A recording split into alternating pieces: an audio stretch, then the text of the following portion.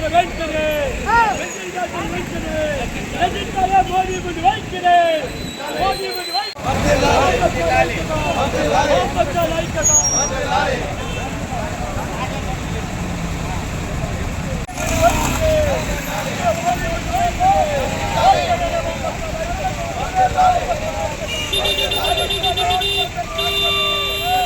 Petrol ధరల వెంటనే తగ్గించాలి, డీజిల్ ధరల వెంటనే తగ్గించాలి, పెట్రోల్ ధరల వెంటనే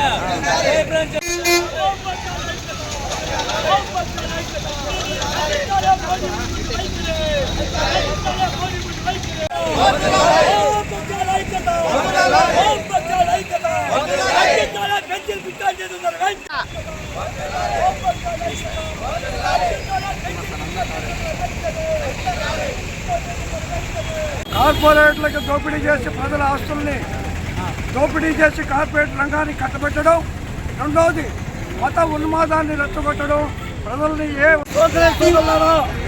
ఈరోజు గ్యాస్, పెట్రోల్, డీజిల్ విపరీతంగా పెంచిన వల్ల గూడూరు పట్టణము అంబేద్కర్ విగ్రహం వద్ద ఈ యొక్క రాస్తారోకో చేయడం జరిగింది. ఈ రాస్తారోకో ఉద్దేశించే ఈ యొక్క మోడీ ప్రభుత్వం వచ్చినప్పటి నుంచే మే నెల నుండి కూడా 3-4 సార్లు కూడా విపరీతంగా డీజిల్, పెట్రోల్, గ్యాస్ కూడా పెంచారు. కానీ పెంచిన వల్ల పిల్లలందరూ కూడా నదిగా ఉన్నట్టు అయింది. అదేవిధంగా ఈరోజు పెట్రోల్, డీజిల్ పెంచిన దాని వల్ల వాణిజ్య ఛార్జీలన్నీ కానీ రవాణా ఛార్జీలు విపరీతంగా పెరిగిపోయినాయి. అదేవిధంగా రైతాంగాన్ని కూడా దెబ్బతీస్తుంది. అదే కాకుండా ఈరోజు సామాన్య వస్తువులు కూడా తీసుకోవాలంటే చాలా విపరీతమైన ధరలు పెరిగిపోయినాయి. అదొక భాగం అయితే ఈ యొక్క గ్యాసు పెంచిన దాని వల్ల కూడా ఒక ఇడ్లీ 10 రూపాయలు ఉండేది ఈ యొక్క సొడ్డు పెట్టుకొని 20 రూపాయలు పెట్టి అమ్ముతున్నారు. ఇదేమంటే యుద్ధం ప్రభావం అని కూడా మోడీ గారు చెప్తారు. ఎంత సిగ్గుచేటు చూడండి, ఇది సరైన పద్ధతి కాదు. నువ్వు వచ్చినప్పుడు కూడా పెరిగేదానికి అద్దె లేకుండా పోతుంది. దాన్ని ఖండించుకోవాలి.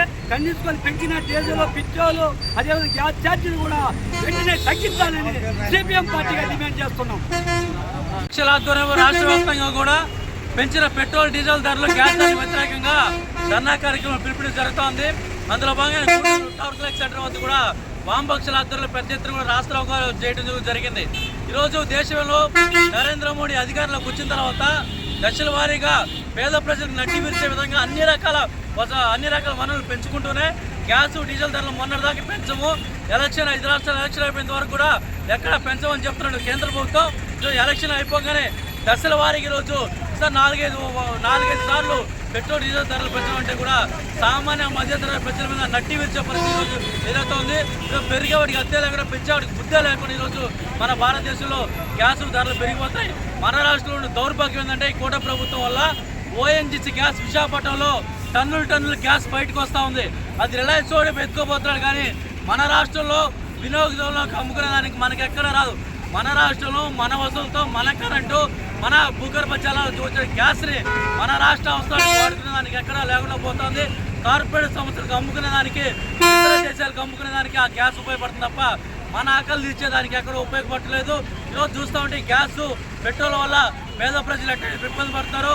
విద్యార్థులు కానీ మధ్యతరగతి ప్రజలు కూడా చాలా రకాల ఇబ్బందులు పడుతున్నారు.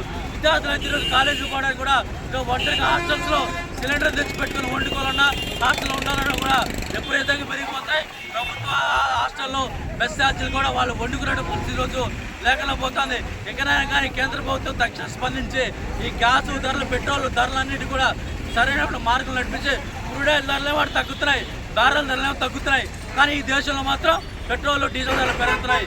ఎక్కడైనా ఇవన్నీ కూడా స్వస్తి పలికి పెట్రోల్, డీజిల్ ధరలు నార్మల్ పద్ధతిలో దేశానికి అన్ని రకాలుగా పేదవాళ్ళకి అందుబాటు ధరలు తేవాలని చెప్పి కూడా మేము